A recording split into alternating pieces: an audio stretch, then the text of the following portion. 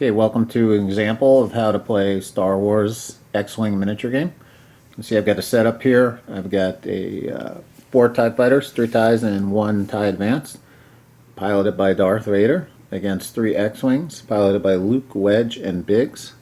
I've got a little Lego Death Star over there in the corner for effect. The map you see here is a map I made in Photoshop, and then I had printed out at FedEx Kinko's. It's a vinyl material, and I like how it turned out. It's a little white, but anyway. So the first thing you're going to do in the Star Wars game, it's broken down into basically 4 phases. First phase is the planning phase. Every ship has a dial, and you can see the dials out there on the board. I've got one of the TIE Fighter dials here. I'll bring it into focus. So the first thing you're going to do during your turn is select your maneuver. The different ships have different maneuvers. A lot of them are the same, but for example, the TIE Fighters have a 5 straight, where the X-Wings do not. Okay. You'll also notice that the maneuvers are white, which is a normal maneuver, green, which is an easy maneuver, and red, which is a hard maneuver. When you do a red maneuver, you get a stress token, and you cannot do another red maneuver until you get rid of the stress token. You get rid of the stress token by doing a green maneuver. So what I can do is choose what I'm going to do with this TIE Fighter. We'll go ahead and do a 3 straight, which is a green. At this point it doesn't matter. And then I simply put it down next to TIE Fighter. Everybody would do this. I'm just going to throw these out here, not knowing what's on what dials. And I'm going to do the same just for fun. Twist a little bit for each X-Wing as well. So phase 1 is planning. Phase 1 is now complete. Phase 2 would then be the activation phase, where in ascending order ships are going to move and then perform an action. So let's go ahead and grab a pilot card. This is a TIE pilot card. Hopefully it'll come into focus here in a second. It's a Black Squadron pilot card, TIE Fighter. On the left hand side, got the pilot number here. You've got attack, defense, hull strength, no shields, symbol down here. Here is add-on cards that this ship can use. These are the actions it can take: a focus, a barrel roll, or evasive maneuver. And in the lower right is the cost. Basically, the forces I have here, I did about an 80-point build out. I think the Rebels are 1 over those 80 points. So this particular ship has a 4. Darth Vader has a 9. I've got ties over here. I got an elite TIE Fighter that's an 8. And I've got one that's a 3. And then on the other side of the table, these are all elite pilots, so they're going to have higher numbers. Got a 9, an 8, and a 5. So in ascending order, we would take actions. The first person would be this 3. The 3 has chosen, or I should say I just randomly picked, a 2. Bank to the left. So what I would do is find the 2 in this mess over here. 2 soft bank. And here is a 2 soft bank. I would go ahead, hold the ship down with 1 finger. There's grooves on the front and back of these ships. I would place that down, hold that down, and then move him as so. Obviously no ships are in range yet. Green side is used by TIE Fighters. Nobody's in range. so I can't do any attacks during the combat phase. But I'm checking for range because of maneuvers. Now, some ships have a target lock maneuver like this. I'm sorry, action, target lock action like this. TIE Advanced. That right down there is the target lock. Okay. But, and the X-Wings do as well. But the TIE Advanced is the only one with the target lock here.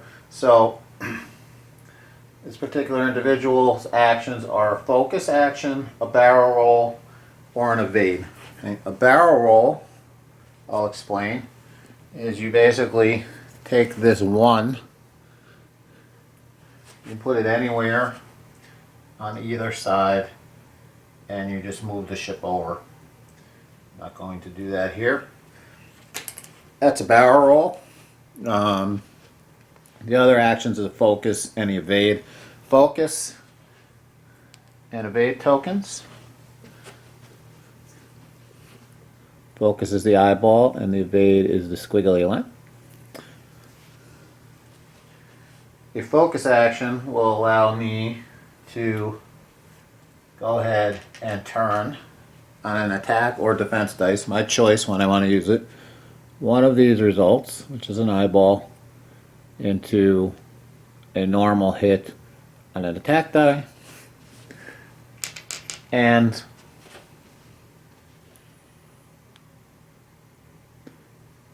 an evade on a defense die. So that's what a focus would do, and an evasive token would simply cancel a hit. So for this particular individual, I'll do a focus. Honestly, in the first turn, it's not going to matter. So that was the 3s. Next we would do the 4s. So we've got a 4 here. So this guy did a 3 straight. So we would find the 3. Go ahead, put that between the groove, and move him up here. Just going to pick up this TIE Advance for a second because I want you to see that the ship itself that comes into focus has all the information. That's Darth Vader. So everything that's on the card is found here, and you can see these little grooves that are in the front or back. So I'll put him back down. He is approximately here. Okay, so again, this particular individual can do a barrel roll focus. Again, chances of us getting to combat range this turn are slim to none, but I'll go ahead and put a focus on him.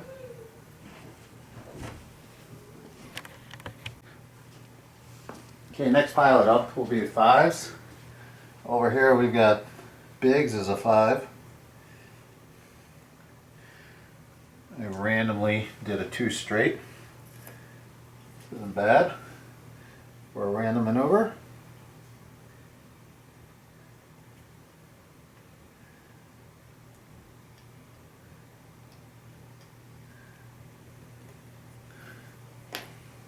Now Biggs has a focus and a target lock. The X-Wings, 3 X-Wings, I was not able to add any special secondary cards on with the point value we were going with. He also has a special ability. Other friendly ships at range 1 cannot be targeted by attacks if the attacker could target Biggs instead. So he kind of draws fire, which I find funny. Okay. Oh, and I also flipped off his shield icons. And they rolled over here.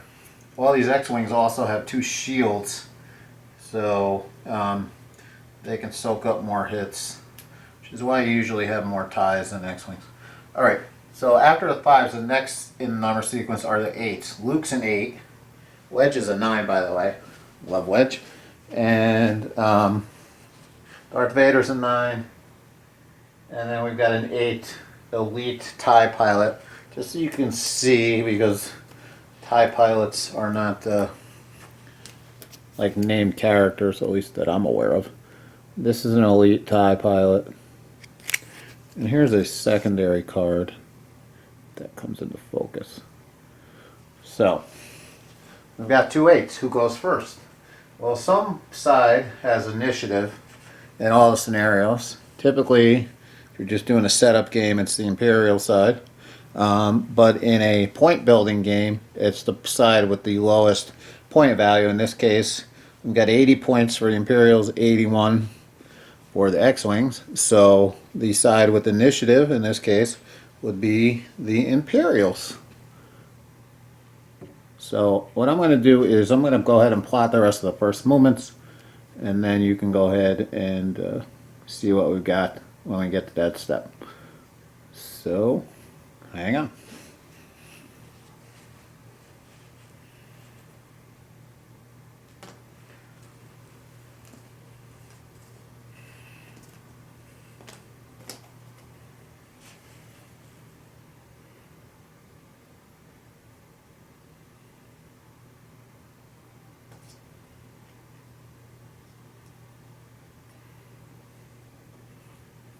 Okay, so you might, I don't know if you saw this out of the corner of the eye. These were random things. I also wouldn't have plotted this if I was planning. But those bases would have been on top of each other if I had plotted that move. In a situation like that, it should actually be here. You slide that particular base back, and he's not allowed to take an action. So I am obviously going out of turn at this point, just to kind of show you guys what's going on here.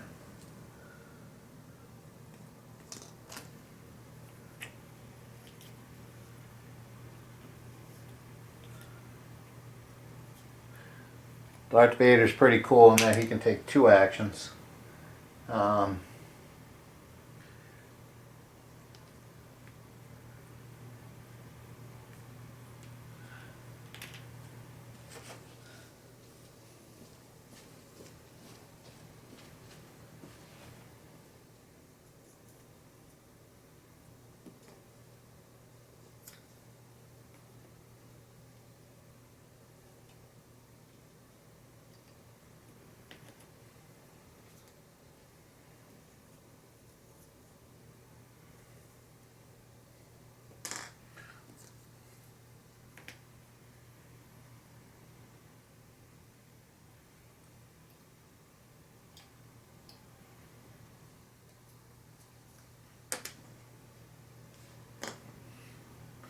So, as you can see, nobody is within range of anybody else at the end of turn 1.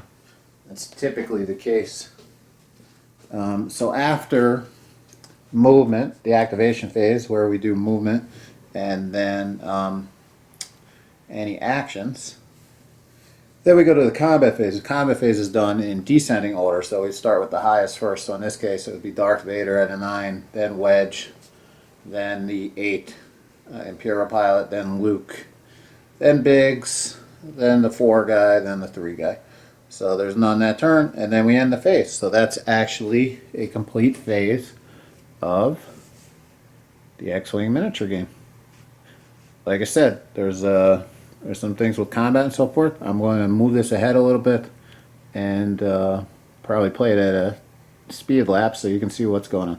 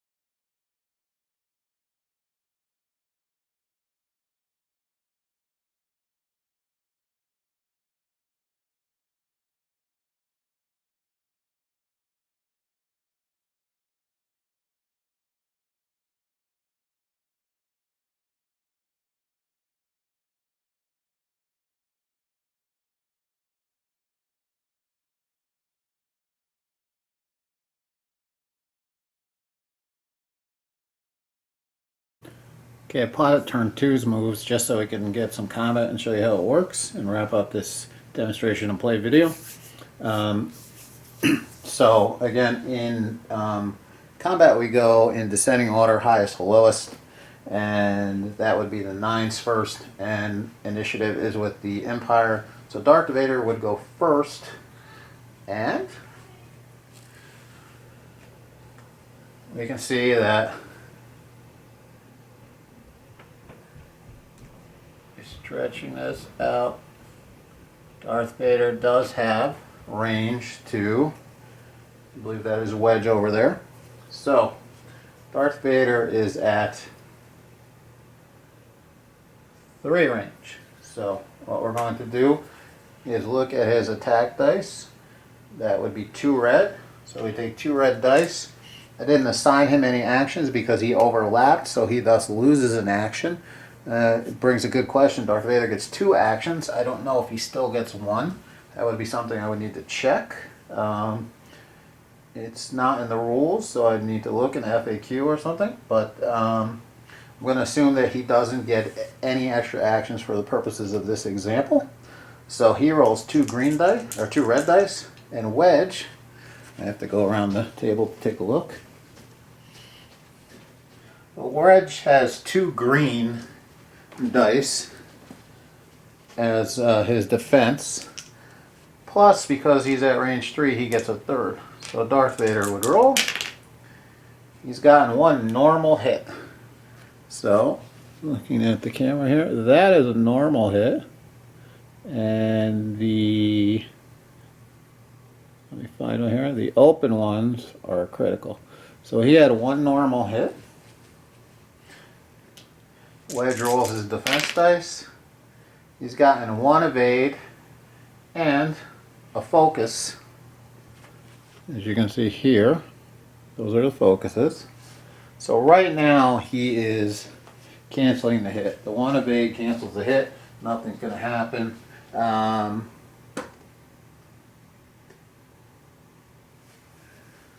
I was just checking to see if Wedge has special ability. I haven't played with him yet, but he does not. So in this case, the hit would be canceled. Nothing occurs. So then we move on to our next 9, which would be Wedge. Wedge, again, is going to be at 3 range. We could measure it, but actually, take that back. Wedge is attacking the ship in front here. So Wedge is at, still at 3 range. So Wedge has 3 red dice, and he has target lock, which I'll explain in a minute. And the defender here, which happens to be the Black Squadron pilot, has 3 green dice. So first, Wedge is going to roll. He's got 2 attacks. Okay, I'm sorry, 2 hits. And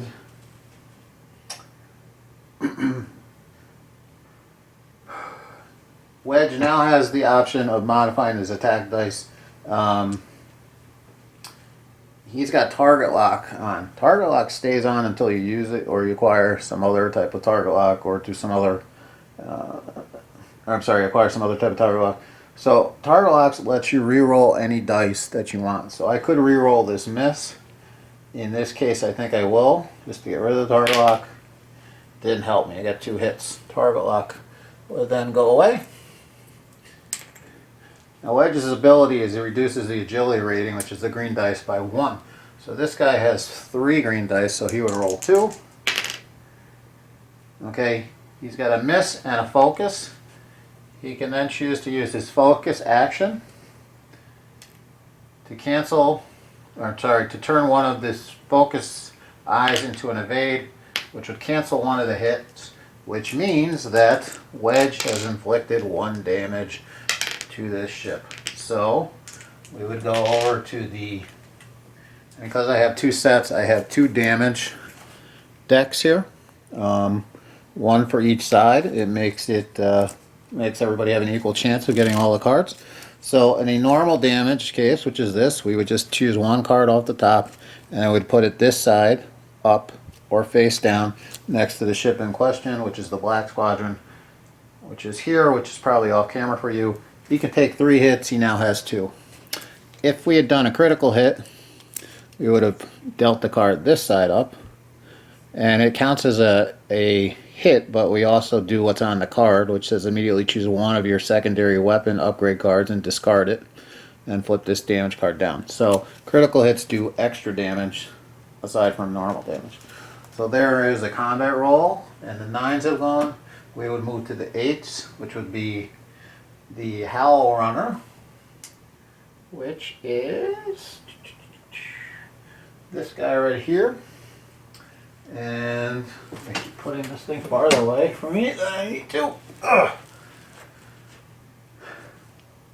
He's definitely got range. Sorry, gotta do green side. But he's got range, and he's within 2 there, so we can do an attack. He's got 2 red against 2 green. So now if he was within 1 range, you saw that at 3 range you get an extra green die. If you're within 1 range, you get an extra attack die, or red die. So roll the dice. He's got 1 critical hit. Roll the defense die. He's got an evade, and he doesn't need to spend his focus token. This individual did not get a focus, so he couldn't even use it. So again, no damage is done by the Howl Runner. Next up would be Luke. Luke is here. Luke has 3 range to either one of these guys, but he's acquired target lock over here. So he would roll. Again, he's got 3 dice. This guy has 3 defense dice. Luke rolls. He's gotten 3 focuses, which isn't good. So he's going to use his target lock to reroll all those dice. And he's gotten 1 hit with 2 focuses. Now, one of Luke's special abilities on his card, moving over here, I think it's only for defense, but I'm going to check. When defending, you may change one of your focuses results into an evade. So it doesn't help him. So the Howl Runner defends, 3 evades. Luke shot, goes harmlessly into space without doing any damage. So now we've taken care of the 8s.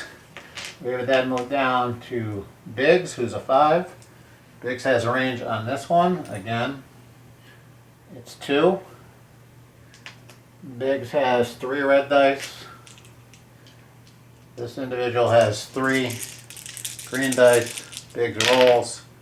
He's gotten 2 attacks, and he uses his focus to thus inflict.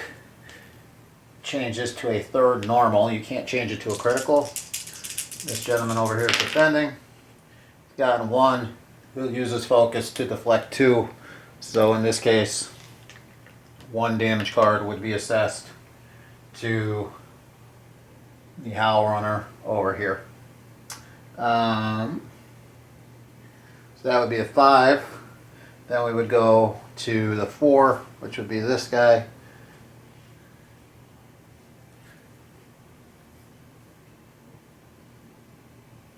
He's got Luke in his sights. He's got 2 dice. No tokens left to help. Luke has 2 defense. 2 hits. No defenses, which is good for this example. So the thing about TIE fighters is each of them has, which you won't be able to see this far away, but each of them has 2 shields that can absorb damage. So basically what just happened here is Luke lost his shields. That was a pretty good shot right there. And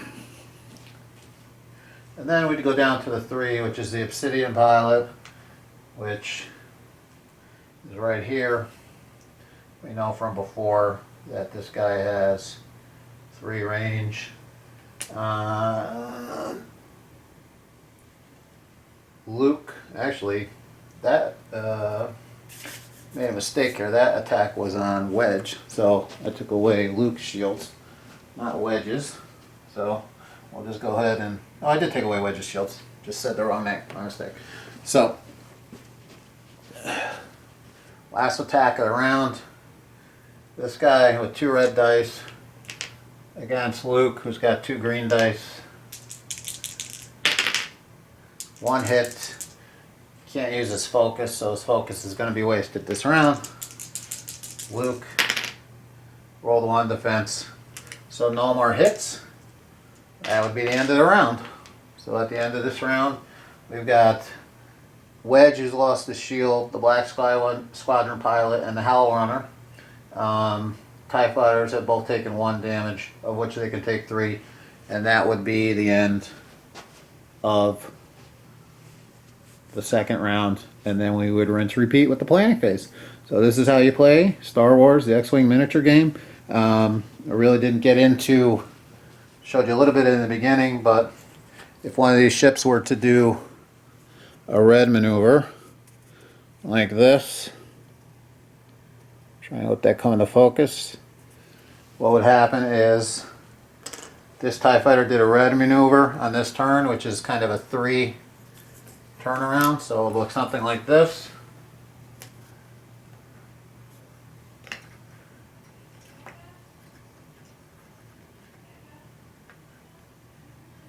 You would then get a stress token applied, which is one of these, next to him. And he could not do another red maneuver until he does a green maneuver to clear it. And if he should plot another red maneuver, because he's a complete blundering idiot, the opposing team would then be able to go ahead and plot any white maneuver, I believe, for him that they want it. Which is a pretty big penalty, but if you're stupid enough to not know you can't do another red maneuver, you deserve it. So that's how we play. I hope you enjoyed this look, and please read the review. Let me know what you think. Thanks.